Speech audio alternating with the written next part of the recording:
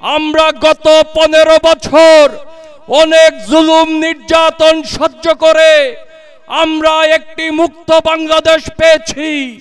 আধিপত্যবাদ থেকে মুক্ত হয়েছি, মাফিয়াবাদ থেকে মুক্ত হয়েছি। আজকে মুক্ত বাংলাদেশে আমরা বিএনপি বাংলাদেশের দল, বাংলাদেশের দলের প্রতিষ্ঠা বার্ষিকী উদযাপন করব। আপনারা কালিহাতী বিএনপির নেতা কর্মী, কালিহাতীর মানুষ, আপনারা যারা আজকে এই র্যালিতে অংশগ্রহণ করছেন, আপনাদের প্রতি আমি কৃতজ্ঞতা প্রকাশ করি। আমরা এইখান থেকে একটি র্যালি করব, সেই র্যালি আমরা ঘুরে আবার এই কলেজে এসে শেষ করব। আপনারা এই রোদ্রের মধ্যে, এই গরমের মধ্যে আপনারা এই র্যালিতে অংশগ্রহণ করেছেন। এটার থেকে আজকে প্রমাণ হয়েছে কালিহাতীর মানুষ গণতন্ত্র প্রতিষ্ঠার পক্ষের শক্তি, কালিহাতীর মানুষ বিএনপির রাজনীতির পক্ষের শক্তি, কালিহাতীর মানুষ আমাদের নেতা, আমাদের ভারপ্রাপ্ত চেয়ারম্যান জনাব তারেক রহমানের নেতৃত্বের প্রতি আস্থাশীল।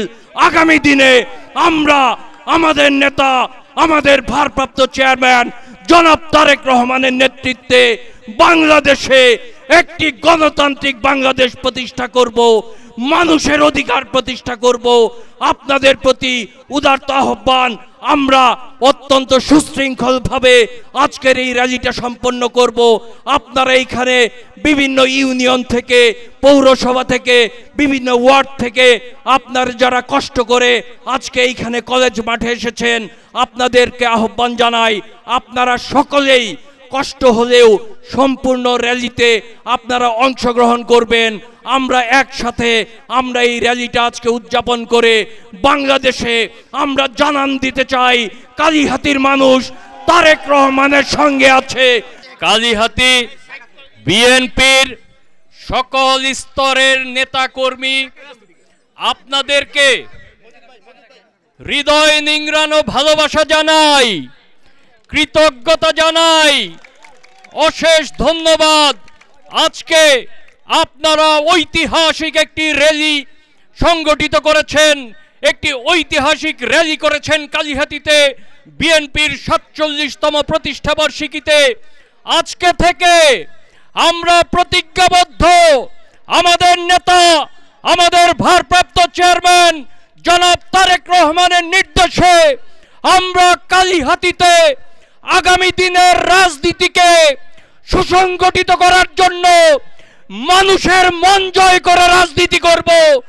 এটাই হবে বিএনপির প্রতিজ্ঞা। আপনারা সবাই আজকের পর থেকে গ্রামে গ্রামে, পাড়ায় পাড়ায়, মহল্লায় মহল্লায়, বাড়িতে বাড়িতে আপনারা আগামী নির্বাচনী যে যুদ্ধ, সেই যুদ্ধে আমাদের নেতা ভারপ্রাপ্ত চেয়ারম্যান জনাব তারেক রহমানের নেতৃত্বে ধানের শীষকে জয়যুক্ত করার জন্যে মাঠে নেমে যান, কাজ শুরু করে দেন। আজকে থেকে আমরা আর ঘরে বসে থাকবো না। আপনাদেরকে আমি কৃতজ্ঞতা জানিয়ে আমি আমার বক্তব্য শেষ করছি। খোদা হাফেজ। বাংলাদেশ জিন্দাবাদ।